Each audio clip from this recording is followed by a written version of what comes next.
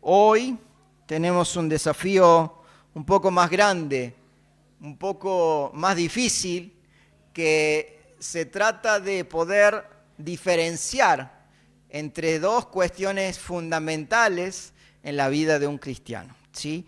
El título es Respuesta de la fe a las tentaciones. El domingo pasado vimos acerca de las pruebas, muy bien, pruebas, ¿sí? El domingo pasado vimos acerca de las pruebas, hoy vamos a ver acerca de las tentaciones, la respuesta que tiene que tener la fe en las tentaciones. Vamos a leer, ¿sí? Vamos a leer un par de versículos, es a partir del versículo 12 hasta el versículo 18. Usted me acompaña y leemos. Dice así: Dios bendice a los que soportan con paciencia las pruebas y las tentaciones, porque después de superarlas recibirán la corona de vida que Dios ha prometido a quienes lo aman. Cuando sean tentados, acuérdense de no decir Dios me ha tentado. Dios nunca es tentado a hacer el mal y jamás tienta a nadie. La tentación viene de nuestros propios deseos, los cuales nos seducen y nos arrastran. De esos deseos nacen los actos pecaminosos, y el pecado, cuando se deja crecer, da a luz la muerte. Así que no se dejen engañar, mis amados hermanos. Todo lo que es bueno y perfecto es un regalo que desciende a nosotros de parte de Dios nuestro Padre, quien creó todas las luces de los cielos. Él nunca cambia ni varía como una sombra en movimiento. Él, por su propia voluntad, nos hizo nacer de nuevo por medio de la palabra de verdad que nos dio, y de toda la creación nosotros llegamos a ser su valiosa posesión.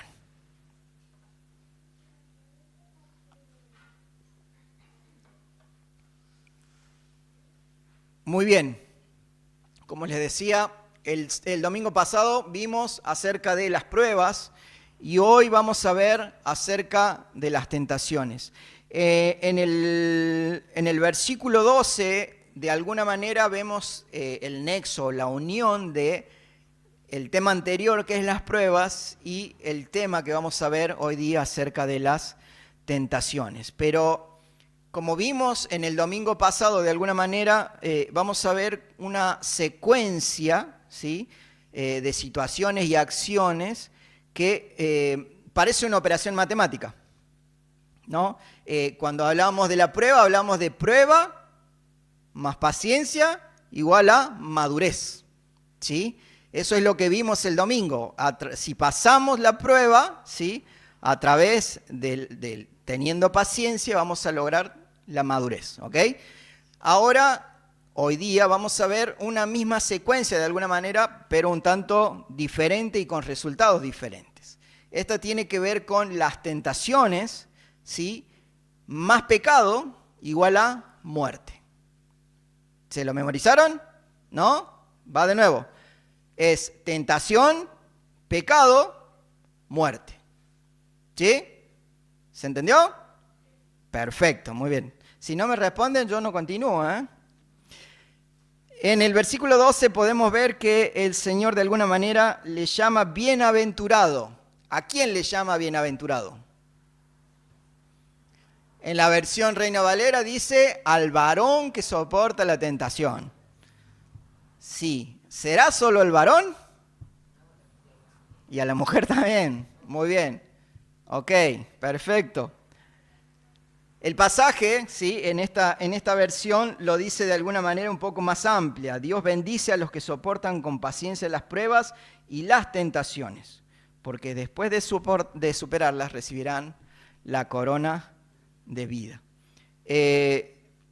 Si vemos en ambas situaciones, tanto en las pruebas como en las tentaciones, una vez que las superamos, vamos a ser benditos. Si superamos las pruebas, vamos a ser benditos. Y si superamos las tentaciones, también vamos a ser benditos, ¿sí? Esto para que lo tengan en cuenta.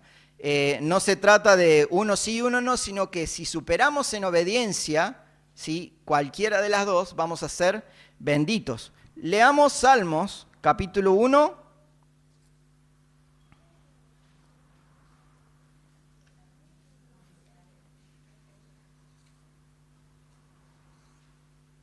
Versículo 1. Vamos a leer 3 versículos de Salmos, capítulo 1. ¿Sí? ¿Alguien lo tiene en Reina Valera que lo quiere leer? Son 3 pasajes, a ver. Bienaventurado el varón que no anduvo en consejo de malos, ni estuvo en camino de pecadores, ni en silla de escarnecedores se ha sentado. Salmo 1. Al 3, 2 y 3 también. Sino que en la ley de Jehová está su delicia, y en su ley medita de día y de noche. Será como árbol plantado junto a corrientes de aguas, que da su fruto en su tiempo, y su hoja no cae, y todo lo que hace prosperará. Muy bien. Entonces queda claro que vamos a ser benditos si superamos o la prueba o la tentación. ¿Eso es claro? De hecho, dice que aquel que no anda metido o sentándose junto con escarnecedores es bendito, ¿no? Y eso pone un poco de distancia con la tentación. Pareciera como que de alguna manera pone un toque de distancia con la tentación. Porque la tentación, ¿cuándo se da? A ver, ¿alguien me puede definir la palabra tentación? Al final de toda la prédica vamos a ver un videíto que tiene que ver, bueno, no lo voy a anticipar porque va a estar bueno que lo vea. Pero hoy día me pasó algo particular cuando fui a la panadería a comprar. Yo iba en busca de pan, ¿sí? Y me vine con 2 bolsas así, ¿no? Porque vi en la vidriera y había algo que a mí me encanta, que es el 1000 hojas de hojaldre. Me fascina, para mí es una de las cosas dulces que me encantan. No la puedo comer todos los días porque no soy de comer cosas dulces, ¿sí? Pues pero sí cuando la veo me atrae, me llama la atención, ¿no? Me tienta. Uno dice me tenté cuando ve ese tipo de cosas, ¿no? Quiero leerles de alguna manera, quiero responderles a esto con la definición de lo que significa cada una de las dos, ¿sí? Este es un desafío cumpliendo lo que dijo el anciano, diciendo que yo iba a decirles cuál era la diferencia entre la prueba y la tentación, ¿sí? Lo tomé como algo que teníamos que verlo y es realmente importante entender. La tentación, el significado de la Real Academia Española es instigación o estímulo que induce el deseo de algo. Instigación o estímulo que induce el deseo de algo. Y el segundo significado es persona, cosa o circunstancia que provoca la tentación, ¿no? Eso es la definición de tentación. Y fíjense la diferencia entre la palabra prueba. La palabra prueba, ¿sí? Tiene como definición razón, argumento, instrumento u otro medio con que se pretende mostrar y hacer patente la verdad o falsedad de algo. Aquí ya comenzamos a notar una cierta diferencia porque la tentación es una instigación, o sea, es una seducción para buscar algo, ¿no? Sin embargo, la prueba no tiene ese mismo sentido. Todo lo contrario, sino que la prueba en realidad trata de demostrar si algo es verdad o no. ¿Sí? Entonces, si nosotros nos basamos en eso, podemos decir que lo que vimos el domingo pasado acerca de la prueba intenta demostrar cada vez que llega la prueba a nuestra vida si realmente tu fe es fe, si tu paciencia es paciencia, si tu amor es amor. ¿Se entiende? La prueba de alguna manera trata de constatar si lo que vos dices tener, lo tenés o no lo tenés. Pone de manifiesto, ¿sí?, lo que realmente vos decís que sos o no sos. Eso es de alguna manera la prueba. Y aquí vamos a empezar a ver un poco la diferencia o conexión que tiene tanto una como la otra, ¿sí? La prueba, por ejemplo, tanto la prueba como la tentación, el origen es lo que las diferencia. Porque la prueba, ¿sí? La prueba tiene un origen externo, ¿sí? Es algo que llega a tu vida para tratar de probar lo que vos decís tener o lo que vos pensás, ¿sí? Por ejemplo, cuando Dios permite que Satanás venga a Job, ¿sí?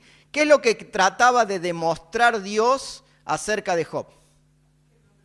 Que era un hombre justo y era un hombre fiel y que jamás iba a pecar en contra de él. Él lo sabía y lo probó. Y Job aprobó. Con ahí un poco de banquinazos, pero lo aprobó. Como ninguno de nosotros lo podría hacer. Porque si no, Dios estaría diciéndole, che, tengo un par de cordobeses, personas que viven en Córdoba, yo sé que los podéis ir a probar y como Job van a responder. ¿No? Realmente Job era una persona sobresaliente y es por eso que está en la Biblia.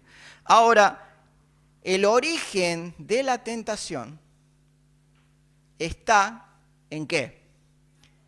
En nuestros malos deseos, en nuestras concupiscencias, en nuestras debilidades. ¿Sí? No en nuestros deseos, porque puedes tener deseos buenos. Por ejemplo, ¿qué sería un buen deseo? A ver. ¿Comer? Comerse un helado es un deseo fantástico. Es bueno si no tienes diabetes, ¿no? Y ahí es donde también podemos ver cómo cada deseo puede transformarse en algo peligroso. Porque depende cuál sea mi deseo y el daño que pueda llegar a hacerme, cumplir ese deseo, es ahí donde se radica la diferencia entre ser tentado o no. ¿Sí? Porque Satanás no va a venir a solamente tentarnos con un criollo, porque un criollo se lo come cualquiera, en cualquier momento, ¿no? Satanás es un especialista en lo que es las tentaciones.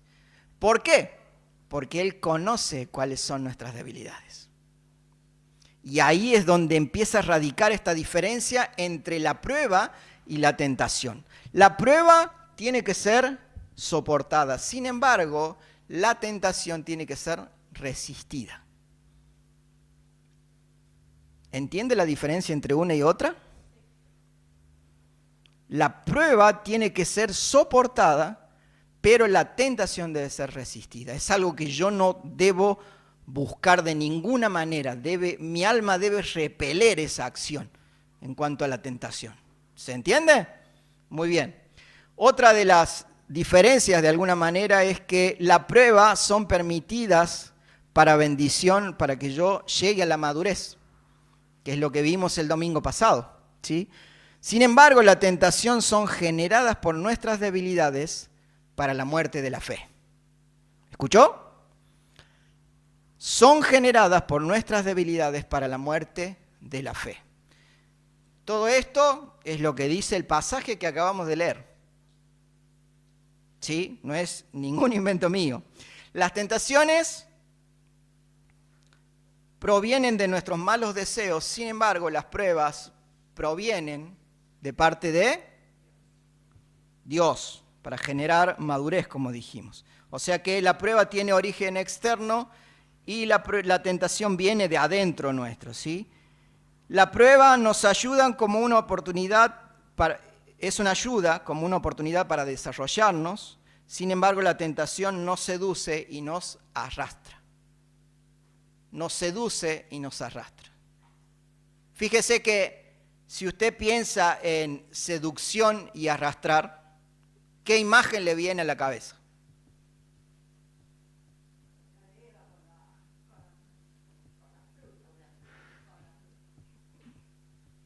A mí se me viene otra más.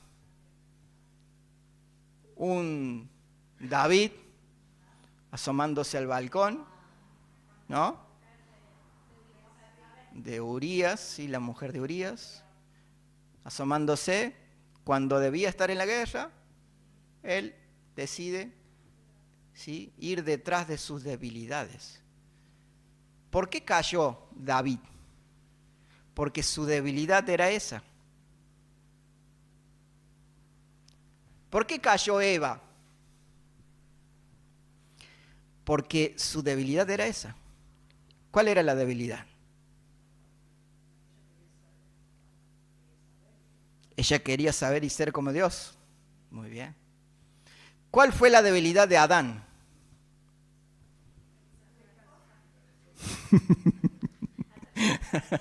Su esposa, dijeron. No, no fue su esposa su debilidad. Su debilidad fue la desobediencia. Porque por un hombre entró la desobediencia, y ese fue Adán. No entró por la mujer. ¿Quién comió primero el fruto? ¿Por qué Eva no fue la condenada? ¿Por qué fue condenado el varón? Porque quien había recibido el mandato era Adán. Él desobedeció, sabiendo lo que estaba haciendo. La mujer había recibido de alguna manera el mandato de parte de Adán, porque Adán le dijo, vos sabés, esto no es que sucedió así, pero es lo que uno puede interpretar a través de la cronología que muestra la palabra. Para cuando Dios dijo el mandamiento, estaba Adán solo. Después búsquelo, y después viene y me dice, no, está equivocado usted, ¿no? Pero usted búsquelo, y va a ver que la cronología habla de que quien recibió el mandato fue Adán. Y Eva se enteró por Adán. Pero la debilidad de Eva no era la desobediencia, fue realmente querer ser como Dios. Tener conocimiento del bien y del mal. Esa era su debilidad. Si yo te pregunto, y esto no quiero que me lo conteste usted, no quiero que me conteste vos, pero si yo te pregunto, ¿tienes identificada cuál es tu concupiscencia? ¿Cuál es tu debilidad? ¿Sabes cuál es tu debilidad? ¿Sabes cuál es ese mal deseo que podría arrastrarte y seducirte para caer en la muerte de tu fe? Si no lo identificaste todavía, es importantísimo que lo identifiques. Es importantísimo que yo pueda saber cuál es ese deseo que me puede arrastrar y seducir y llevar a cometer un pecado. ¿Para qué me sirve conocer? Para estar advertido. Para saber que cuando se acerca esa situación, yo tengo que hacer ¿qué? ¿Hacerle frente porque soy un hijo de Dios? Huye, corre, vete de ahí. Cuando veas que hay una situación que está a punto de seducirte y arrastrarte, es el momento en que tienes que huir. Huir. En este momento es donde uno entiende esa frase de soldado que huye, sirve para otra batalla. ¿Sabes por qué? Porque no sos suficientemente fuerte para vencer ese deseo aún. Ahora, obviamente, está en tu vida diaria el buscar a Dios de tal manera que el Señor te fortalezca y ese deseo deje de ser algo que te pueda arrastrar y llevar a la muerte de tu fe. Suena duro, pero es la realidad, hermanos. Si nosotros no somos capaces de identificar ese deseo que nos arrastra, que nos seduce, nos va a atropellar cada 2 segundos. Nos vamos a cruzar con él y nos va a tirar una y otra vez. Y nosotros vamos a decir, uy, caí en pecado.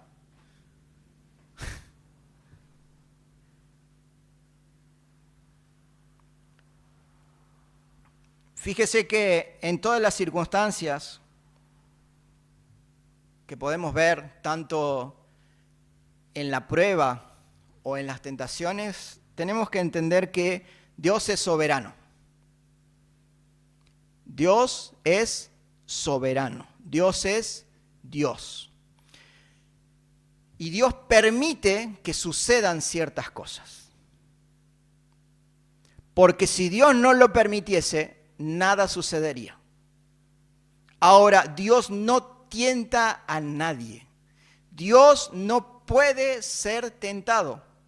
¿Por qué será que Dios no puede ser tentado? A ver, piense un poquito. Hablamos acerca de esas características que vimos acerca de la tentación y la prueba. Porque Él es santo. Muy bien. ¿Qué más? Porque no cambia. Muy bien. Es lo que dice la palabra, ¿sí? En Santiago. Él no cambia. Él es inmutable, ¿sí? Su santidad es perfecta. ¿Y sabe qué? Dios no tiene malos deseos, como sí los tenemos nosotros. Dice que Dios tiene deseos de bien para cada uno de nosotros.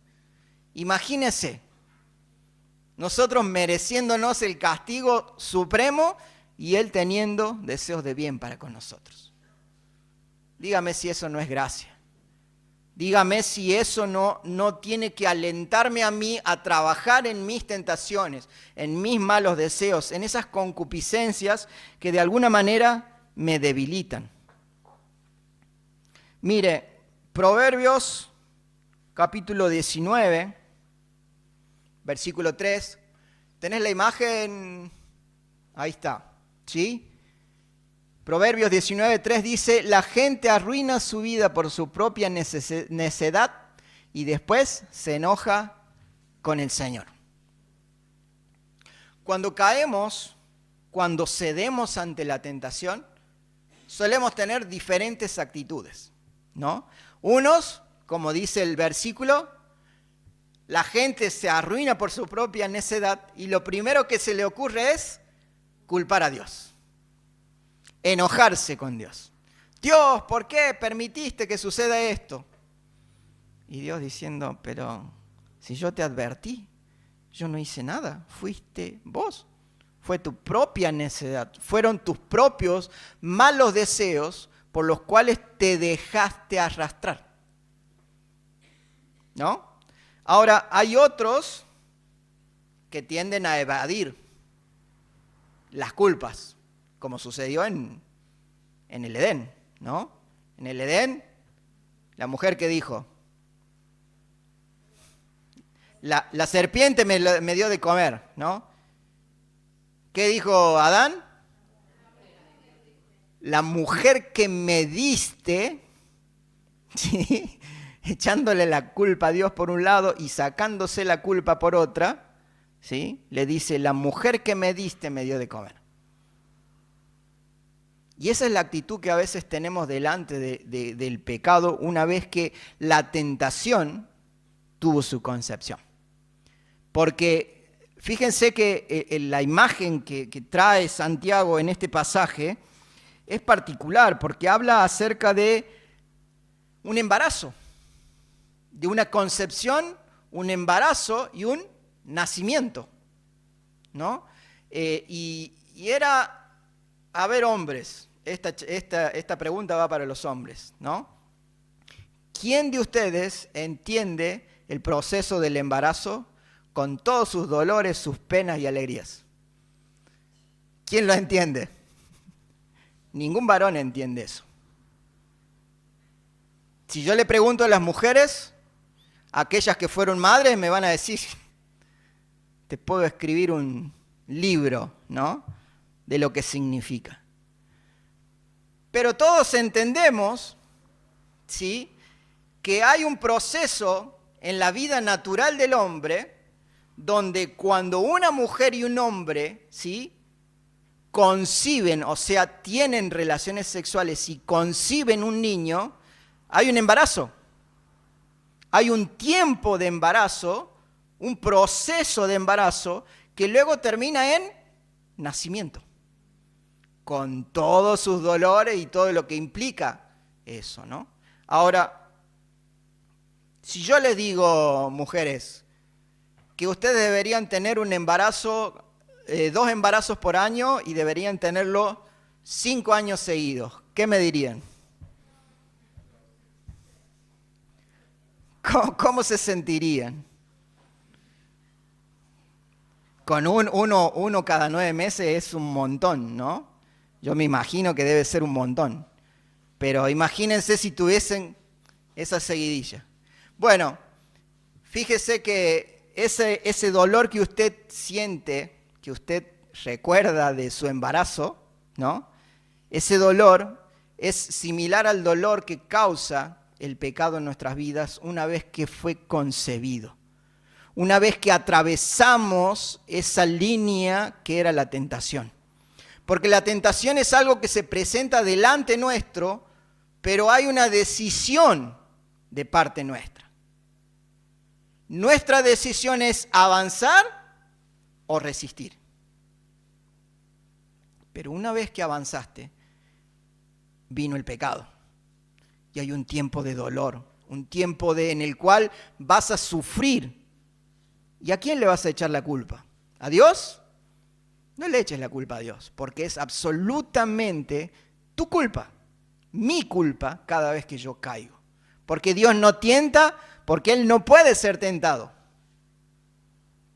Entonces, luego de ese pecado ocasiona, tiene un bebé.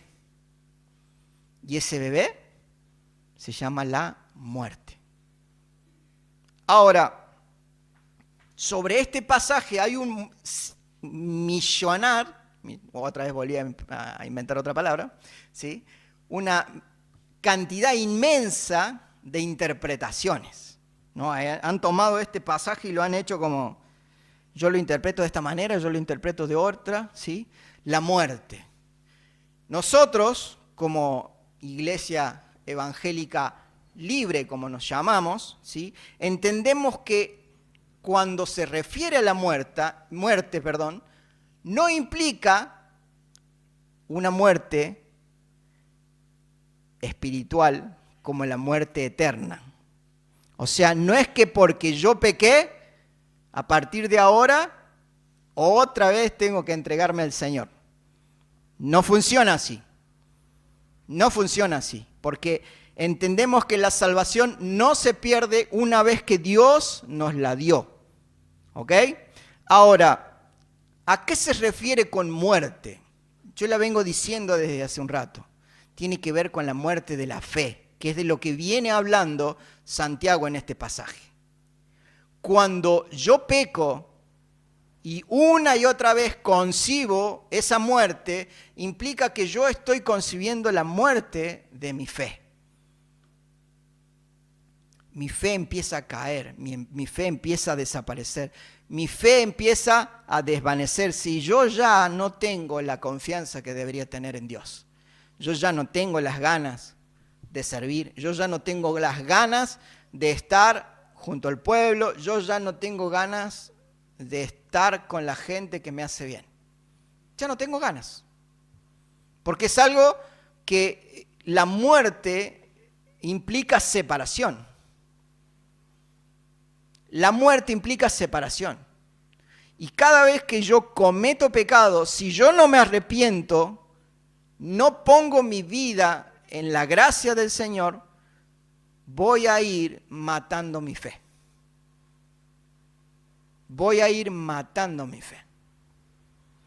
Y eso de matar nuestra fe, lo único que va a hacer alejarnos de todo lo bueno que tiene Dios para nosotros. Dios tiene pensamientos de bien para nosotros.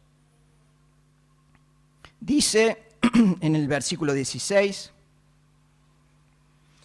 así que no se dejen engañar, mis amados hermanos, todo lo que es bueno y perfecto es un regalo que desciende a nosotros de parte de Dios, nuestro Padre, quien creó todas las luces de los cielos. Él nunca cambia ni varía como una sombra en movimiento. Él, por su propia voluntad, nos hizo nacer de nuevo por medio de la palabra de verdad que nos dio, y de toda la creación nosotros llegamos a ser una valiosa posesión. Todo y lo bueno y perfecto es un regalo que desciende de Dios a nosotros. Todo lo que me aleje de Dios es malo. Entonces, si nosotros pensamos por un lado en la prueba y si pensamos por otro lado en la tentación, cuando te enfrentes a esta y no sepas cuál es, Pensá que la prueba lo único que va a hacer es acercarte a Dios. Y la tentación busca alejarte, busca arrastrarte, busca llevarte hacia un lugar muy lejos de Dios. Entonces, cuando vos veas que estás en una situación y tal vez no sepas identificarla, bueno, pensá. Pensá si esto podría acercarte a Dios y hacerte más maduro, o si realmente esto es algo que te puede arrastrar, te puede dañar y te puede matar. Hay una diferencia enorme entre lo que es la prueba y la tentación. Él nunca cambia, por eso nuestra fe en Él se encuentra protegida en la invariabilidad. Él nunca cambia. ¿Usted tiene fe en Dios?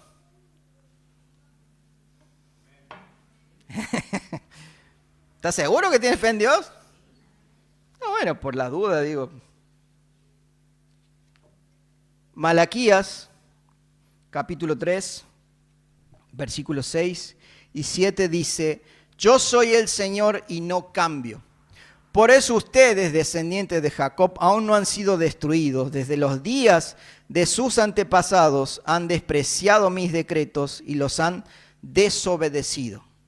Ahora vuelvan a mí y yo volveré a ustedes, dice el Señor de los ejércitos celestiales.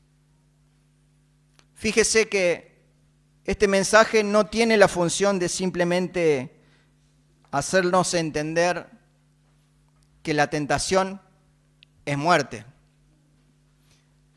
Este mensaje tiene que llevarnos a alentarnos y a entender que Dios busca lo mejor para nosotros, que Él es invariable y que como Dios, Él busca siempre lo mejor para nosotros.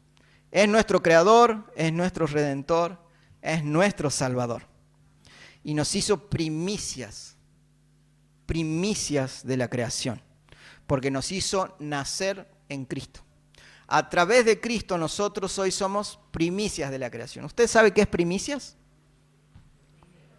Lo primero de la creación. No hay nada en la creación más valioso para el Señor que cada uno de nosotros. ¿Por qué? Porque Él puso eternidad en nosotros a través de Cristo. Porque Él puso amor, paz y tantas cosas que nosotros podemos disfrutar a través de Cristo, solo a través de Cristo, ¿no? Pero es un desafío diario, es un desafío que yo diría hora a hora, ¿no? Porque la palabra dice que mire el que está firme, que no caiga. Y sabe, cuando uno vive la vida diaria, mañana, o incluso 9:30, 10 cuando nos vamos de acá, ¿no? Tendemos siempre a volver a la rutina, ya mañana hay escuela para los que tienen hijos, ya mañana hay trabajo para los que trabajan, ¿no? Y ahí es cuando comienza a desarmarse esto en lo que estamos pensando, ¿no? Y quiero que en esta noche nosotros podamos pensar que vamos a ser tentados toda nuestra vida. Y no parece nada alentador lo que les digo, ¿no?